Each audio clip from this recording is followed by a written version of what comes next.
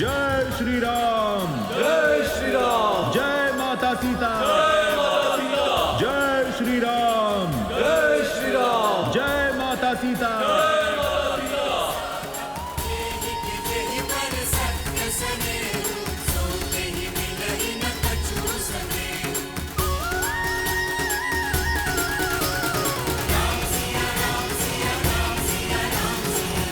ये भाभी माँ की पालकी पर आवरण क्यों है? सतीत्व की दुहाई देने वाली आज मुंह छिपा कर क्यों जा रही है? वो जो मुख छुपाती है वो कलंकित होती है। कदाचित जो सुनाई दे रहा है उसमें कुछ तो सत्य होगा।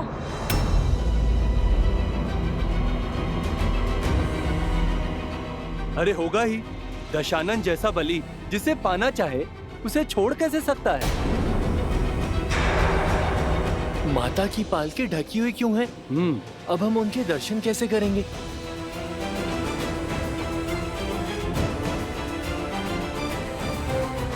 जाने कितनी बड़ी रूपवती है जो रावण भी उसके पास से मुक्त नहीं हो पाया।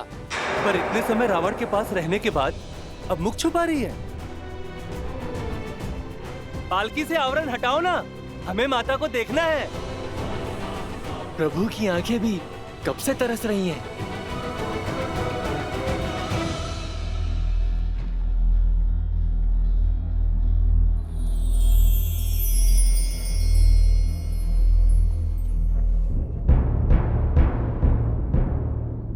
विभीषण जी, भाभी माँ की पालकी को ढका हुआ क्यों है? हमारी समस्त सेना उनके दर्शन के लिए उत्सुक है।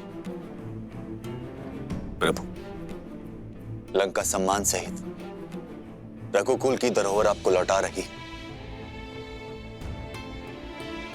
जो कष्ट, जो पीड़ा आपको भोगने पड़े, उसके लिए हम सब लंकावासी आपसे क्षमा चाहते हैं।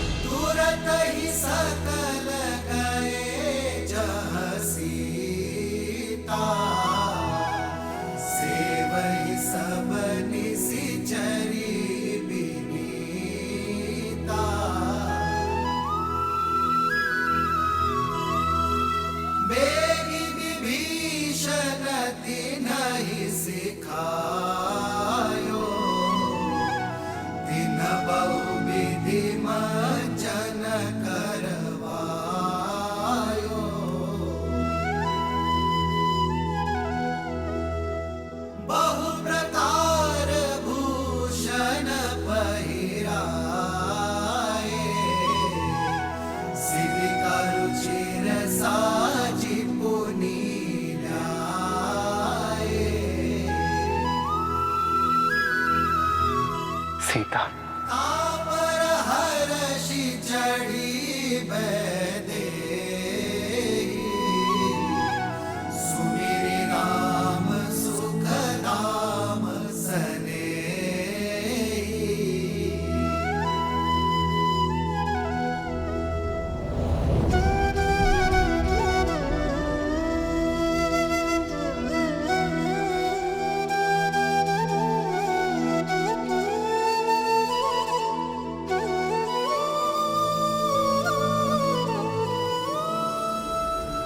रुक जाओ सीता।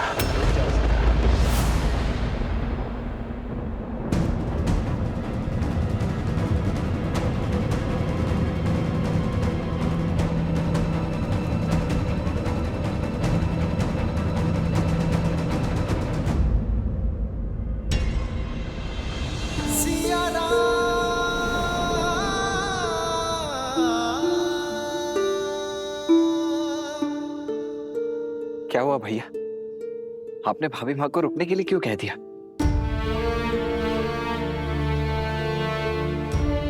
सीता,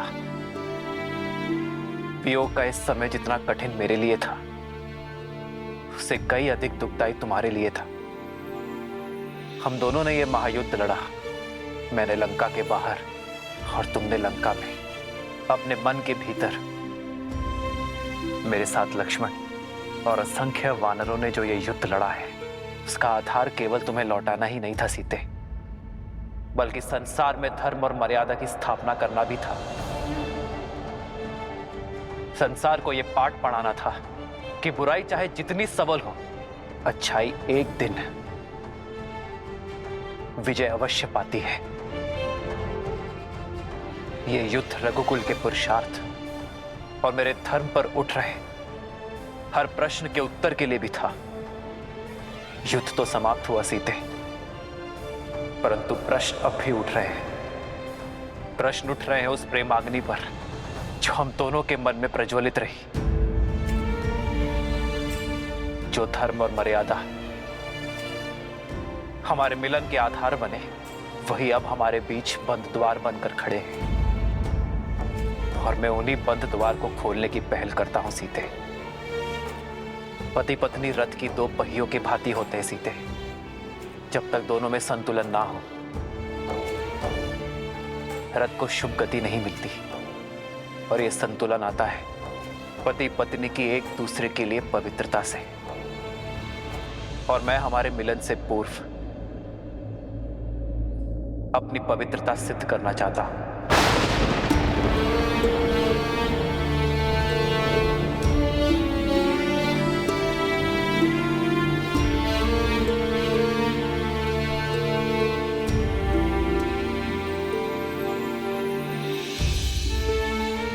जितने माह मैं तुमसे दूर रहा, लक्ष्मण, वानर राज सुग्रीव, जामवन जी, हनुमान जी, ये सभी साक्ष्य हैं।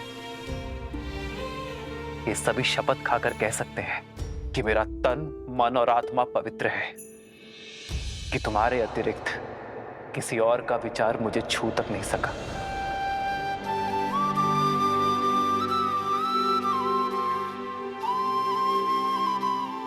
मेरे श्री राम मेरी श्वास है और मेरी श्वास चल रही है। इस विश्वास को किसी प्रमाण या किसी साक्ष्य की आवश्यकता नहीं है। जन्म जन्म का है ये संगम, राम रतन सीता वैभव। जीवन पर केवल व्यक्ति का स्वयं का अधिकार नहीं होता सीता। जब वो एक कुलीन परिवार से होने वाला राजा हो, तो उसके दायित्व और कर्तव्य दोनों बढ़ जाते हैं। मानव साधारण से असाधारण हो जाता है। उसके जीवन से जुड़े विश्वास, मर्यादा, कर्म, निर्णय संसार और समाज से जुड़ जाते हैं। मैं अयोध्या का भावी राजा हूं और तुम भावी महारानी। हम दोनों अयोध्या के पवित्र राज सिंहासन से जुड़े हैं, इसलिए हम दोनों एक दूसरे के बारे में क्या सोचते हैं, इससे अधिक महत्वपूर्ण यह है कि समाज हमारे बारे में क्या सोचता है। इसलिए हमारी पवित्रता का प्रमाण केवल हमारा एक दूसरे पर विश्वास नहीं हो सकता।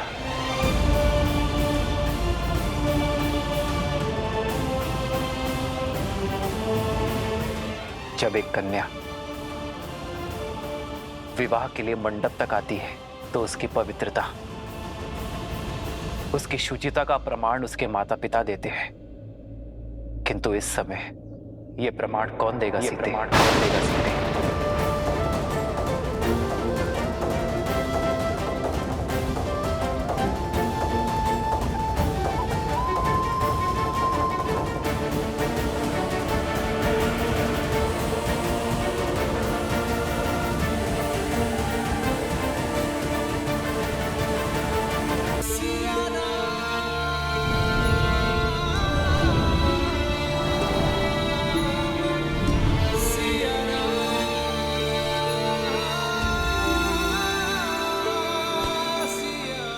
प्रभु, माता की पवित्रता का प्रमाण उनका ये पुत्र देता है।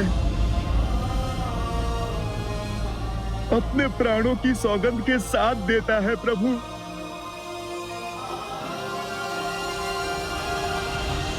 भैया, प्रमाण तो इस लक्ष्मण के नेत्रों में छलकता विश्वास और धमनियों में बहता रक्त भी दे देगा भैया। क्षमा कीजिए, किंतु मेरे भीतर उमड़ता ये क्रोध आपसे एक प्रश्न पूछने को आतुर है। इतने समय आपकी प्रतीक्षा में आपसे दूर रहने के पश्चात, उस रावण का दमन, उसकी पीड़ा सहने के पश्चात, आप भाभी मां पर इतना बड़ा कलंक कैसे लगा सकते हैं भैया?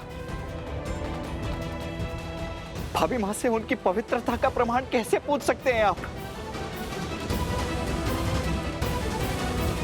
प्रभु, माता सीता को दशानन भैया की छाया तक ने नहीं छुआ। वो गंगा माता की भांति पवित्र हैं प्रभु। ये प्रश्न मैं नहीं कर रहा, क्योंकि राम को उसकी सीता की पवित्रता के लिए कोई उत्तर नहीं चाहिए।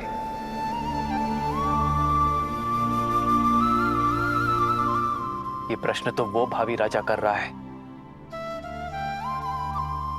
जिसका जीवन प्रजा की मर्यादा का दर्पण बनने वाला है।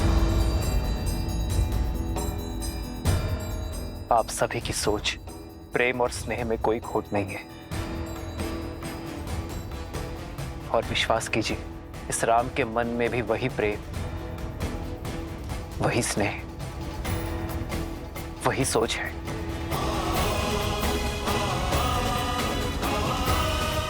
किंतु दुर्भाग्य से उस समय मेरी सीता के साथ वहां कोई नहीं था, और विभीषण भी लंका छोड़ हमारे साथ आ मिले थे। ऐसे में हमारे शब्दों का कोई मोल नहीं है। किंतु मेरे शब्दों का तो होगा।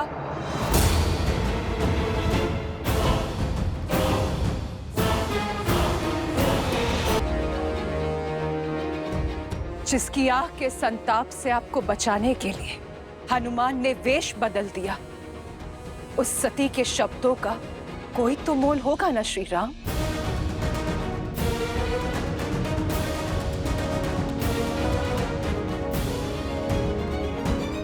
मैं मंदोदरी, लंकेश दशानन रावण की पत्नी, लंका की भूतपूर्व महारानी, मैं दूंगी देवी सीता की पवित्रता का प्रमाण।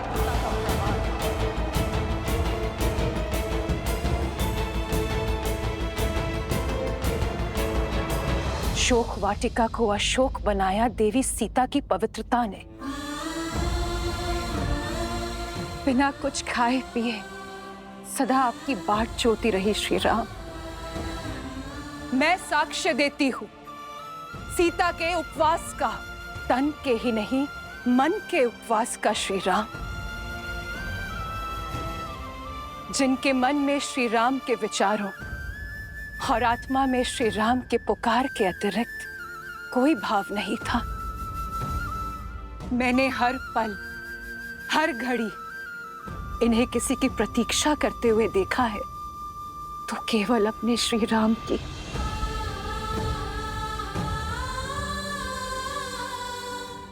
मेरे स्वामी सोच से ही राक्षस थे। छल बल सब प्रयोग किया उन्होंने, किंतु छल की माया भी सीता के विश्वास के आगे हार गई। दशानन की काया का बल भी हार गया। इस देवी के सतीत्व में इतनी शक्ति है कि सूखी घास का तिनका भी ब्रह्म कवच बन बैठा। दशानन उस सूखे तिनके की सीमा को कभी लांघ नहीं पाए। यदि श्री राम के प्रति मेरा धर्म, मेरी निष्ठा सच्ची है, तो आज ये तुच्छ तिनका तुम्हें ध्वस्त करेगा।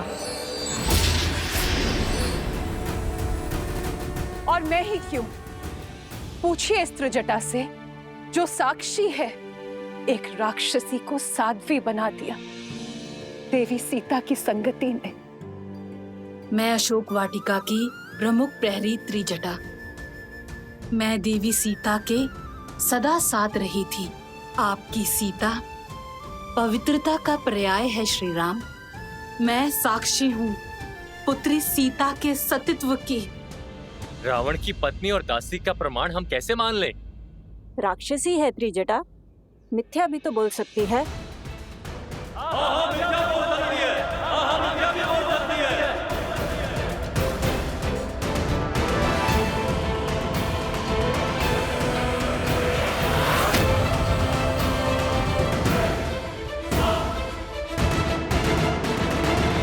में सतीत्व का सबसे सुंदर उदाहरण है आप। कितनी पीड़ा सही आपने। संसार के सबसे प्रबल राजा ने कितने ही प्रयास किए, किंतु आपने अपने तन और मन पर किसी की छाया पड़ने नहीं दी। छल बल सब आपके सामने हार गए।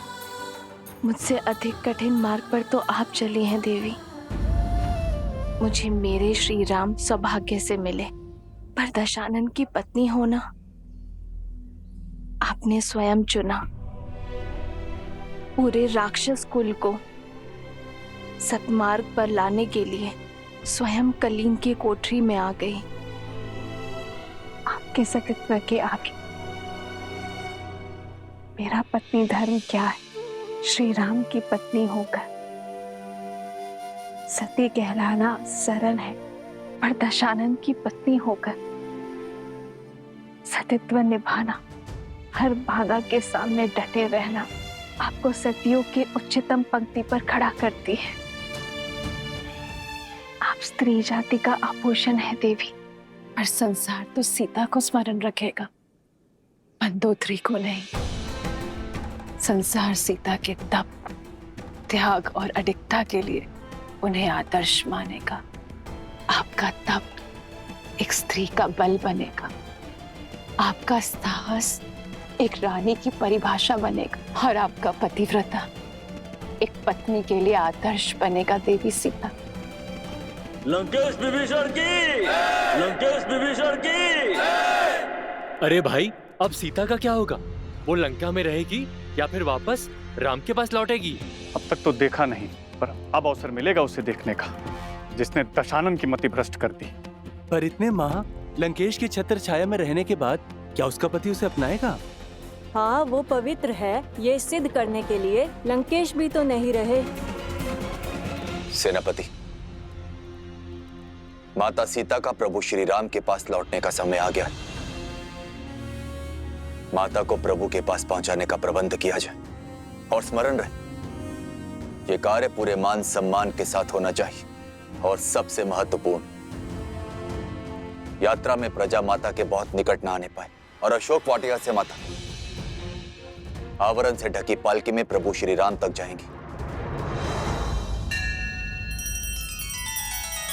श्री रामचंद्र कृपालु भजु मन हरण भव भय दारुणम। नव कंज लोचन कंज मुख कर कंज पद कंजारुणम।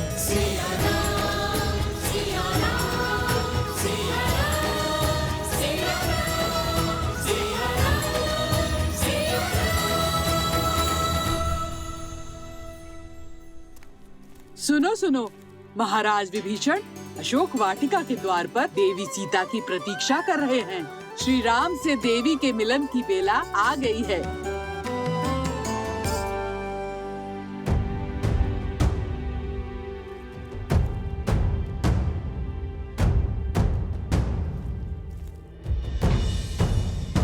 मेरे लिए ये पालकी क्यों, वो भी ढकी हुई? क्या देख रही हो पुत्री? जिस क्षण की कब से प्रतीक्षा थी, वो क्षण आ गया है। अब एक पल व्यर्थ न करो। प्रभु श्री राम तुम्हारी प्रतीक्षा कर रहे हैं।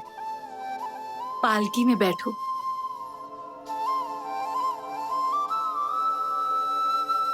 धन्यवाद मत कहना, माता कहा है ना मुझे।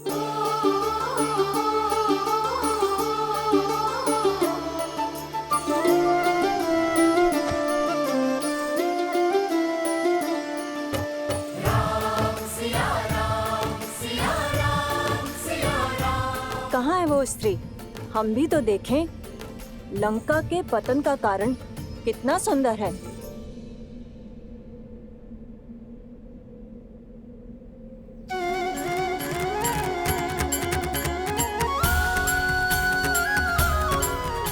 कैसी दिखती होंगी माता सीता, जिनको लौटाने के लिए हमने युद्ध किया।